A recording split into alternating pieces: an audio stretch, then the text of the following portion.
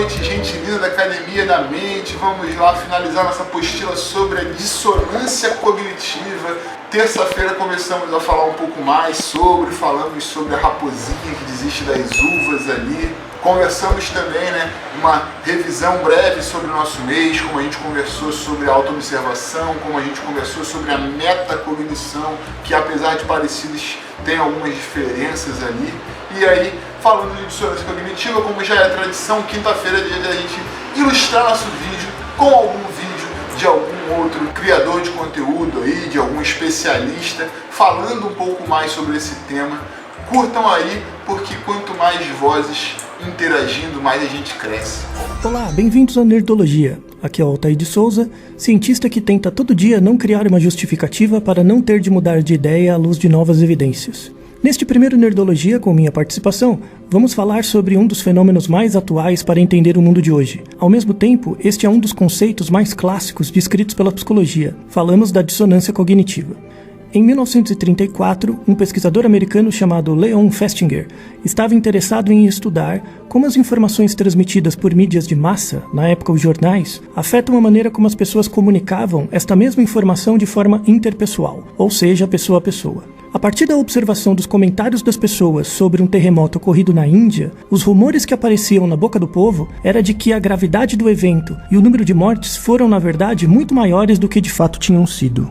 No trabalho publicado na época, Festinger comenta: mesmo apesar de um evento terrível como este ter acontecido, por que as pessoas querem ainda provocar mais ansiedade, aumentando-o em gravidade? Sua conclusão era de que um mecanismo social, até então não conhecido, estava sendo descrito. Parece que as pessoas aumentam os danos dos eventos factuais como uma estratégia de enfrentamento para não dar conta da ansiedade de não poderem fazer nada a respeito. Isso chamou a atenção dele e descreve vários comportamentos que vemos hoje, onde pintamos um quadro mais grave do que de fato ele é, para que o que temos de ruim que nos é apresentado na realidade não pareça tão ruim assim. Esse estudo inicial chamou muito a atenção de Festinger e fez com que ele dedicasse a vida ao estudo deste estado de desconforto que ocorre quando temos crenças ou comportamentos inconsistentes. Esta é a definição dada por ele, em 1957, da dissonância cognitiva, que explica muitos comportamentos sociais e é utilizado para entender racismo, comportamento de compra e como nos portamos na presença de outros, sejam eles pessoas reais ou virtuais. Nos anos 50, Festinger e seu grupo de pesquisa infiltraram-se em seitas apocalípticas nos Estados Unidos para entender seu funcionamento. No livro When Prophecy Fails, em português Quando a Profecia Falha, publicado em 1956, era descrita uma seita que esperava a chegada de uma inundação que acabaria com a humanidade no dia 21 de dezembro de 1954. Segundo mensagens recebidas por sua líder, Marian Cash, seres espaciais de um planeta chamado Clarion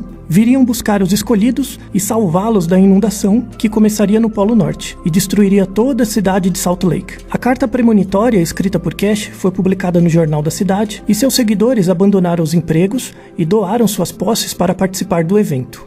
Na madrugada do dia 21, o grupo notou que nada tinha acontecido e nenhum visitante de Clarion tinha chegado. Às 4 da manhã do dia 21, após tentativas de explicações por parte dos seguidores, uma carta é escrita por Marian Cash, de forma psicográfica, onde ela relata que a fé e a qualidade dos seguidores presentes era de uma grandeza muito maior do que em qualquer outro período anterior na história. Isto fez com que a ira de Deus fosse aplacada, que decidiu então poupar o mundo da destruição. Desta forma, ao invés de ter sua crença diminuída, os integrantes do grupo tiveram sua fé fortalecida, mesmo na ausência de evidência formal do contrário. Surge aí a dissonância cognitiva na prática.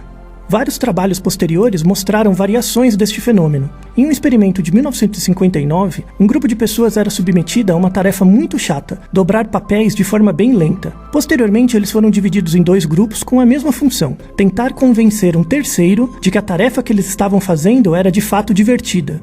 Um dos grupos recebeu apenas $1 para tentar persuadir esse terceiro, enquanto o segundo grupo recebeu $20. Após essa tentativa de tarefa de persuasão, as pessoas tinham de avaliar a satisfação com a chata tarefa de dobrar papéis feitas anteriormente e, estranhamente, o grupo que recebeu apenas $1 avaliou a tarefa como menos enfadonha. Mas por quê? A explicação vem da ideia de que, por receber um valor baixo para persuadir uma outra pessoa de uma coisa que eu sei que é mentira, dizer que a tarefa é legal, eu tenho de inicialmente acreditar ou tentar me convencer minimamente de que a tarefa não é tão ruim assim.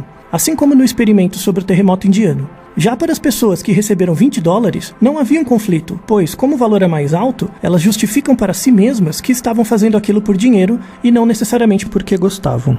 Já nos anos 60, foi verificada a presença da dissonância cognitiva a partir de crianças de 5 anos. Um grupo de crianças estava em uma sala com vários brinquedos disponíveis, e elas podiam brincar com eles, exceto um, que era chamado de brinquedo proibido. As crianças então eram divididas em 2 grupos, sendo que um dos grupos recebeu uma ameaça leve para ser persuadida a não brincar com o brinquedo proibido. O outro grupo recebeu uma ameaça com consequência mais severa. Todas as crianças não pegaram o brinquedo proibido e depois de 30 minutos, foi dito a elas que aquele aviso sobre o brinquedo não era mais válido e elas poderiam brincar com ele caso quisessem.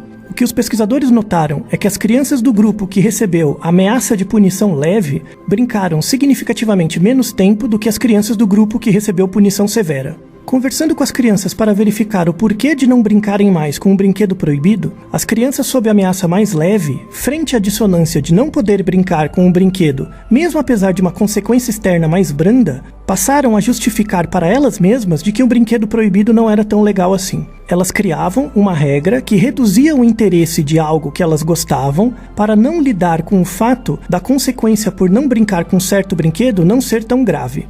Este experimento inicial gerou uma série de outros trabalhos mais atuais que mostram como crianças pequenas criam representações ligadas a estruturas sociais como o racismo. Na verdade, para a manutenção de uma lógica de exclusão de um certo grupo sobre algum bem ou direito, não é necessária uma coação muito grande ou excessiva. Basta uma pequena consequência de exclusão, desde tenra idade, para que os indivíduos do grupo criem uma percepção de que certa coisa de fato não é para eles. Já encontraram, inclusive no cérebro, quais as áreas relacionadas com a dissonância cognitiva e como ocorre a manipulação social da preferência no cérebro.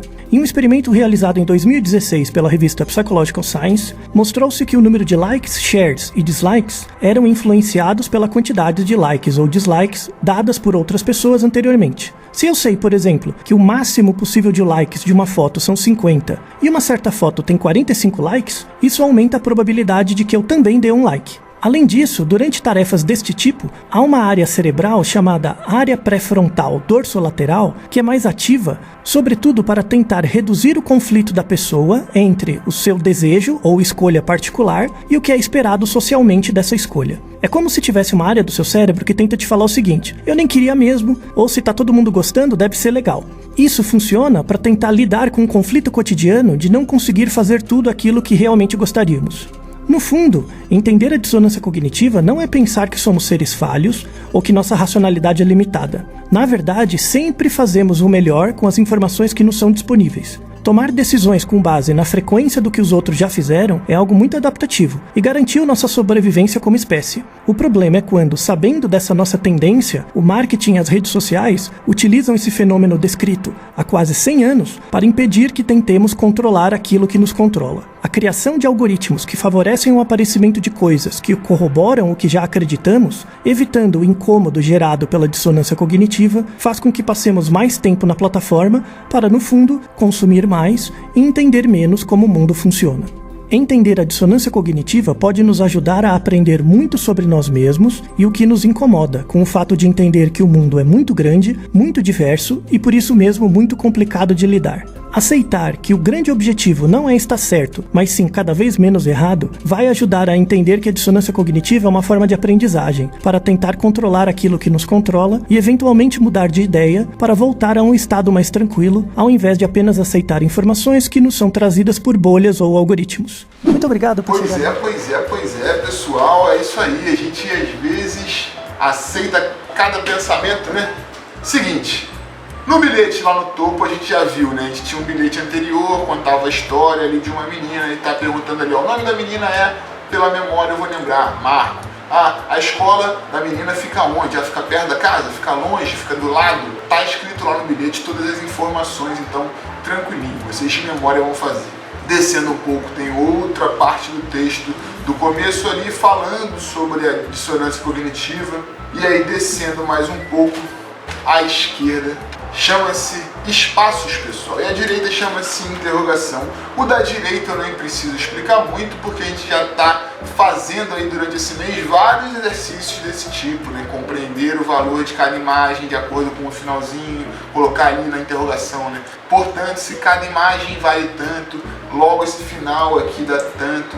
E do lado esquerdo o espaços é parecido, trabalha um pouco da lógica, mas num formato diferente. A gente tem contas acontecendo ali, a gente precisa deduzir o número que falta a partir dos fatores que já estão ali postos. Então eu tenho 14 mais alguma coisa, que menos 2 vai dar 15. Bom, 14 menos 2 dá 12. Se eu fizer assim, 14 com mais 3, 17, menos 2, 15. Então, assim a gente vai deduzindo de acordo com os fatores. Tranquilinho, né?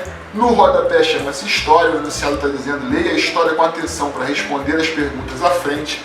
Quando a gente vira a folha lá na página 4, no rodapé estão as raposinhas, mas em cima das raposinhas está ali as questões que tem a ver com a história que a gente memorizou. Então está perguntando qual é o nome dos pais, qual é o nome dos filhos, qual é a profissão dos pais. Vamos deduzir. A gente vai responder tudo isso aí de acordo com o que a gente memorizou anteriormente, tá bem?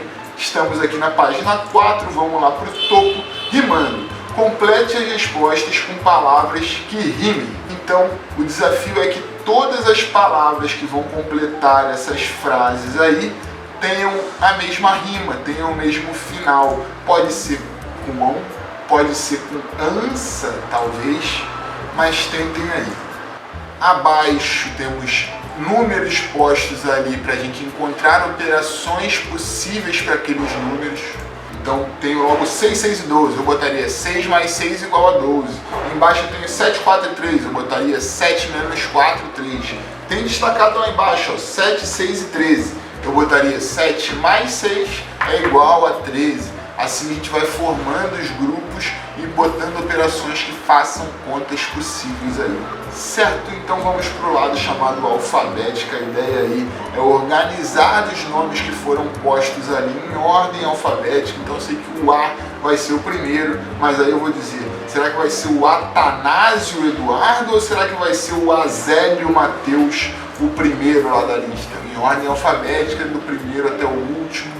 Descendo um pouco, tem o História, vocês já sabem o que fazer, de acordo com o que memorizamos na página anterior. E descendo um pouco estão as raposinhas, que foram também memorizadas lá na página número 1. É isso aí, gente linda da Academia da Mente. Fica o meu obrigado aqui a todos os acadêmicos. Observemos nossa mente, vamos pensar aí se a gente não está sendo dissonante em algum momento. Muito obrigado para todo mundo que assistiu o vídeo até aqui. Grande beijo e até a semana que vem.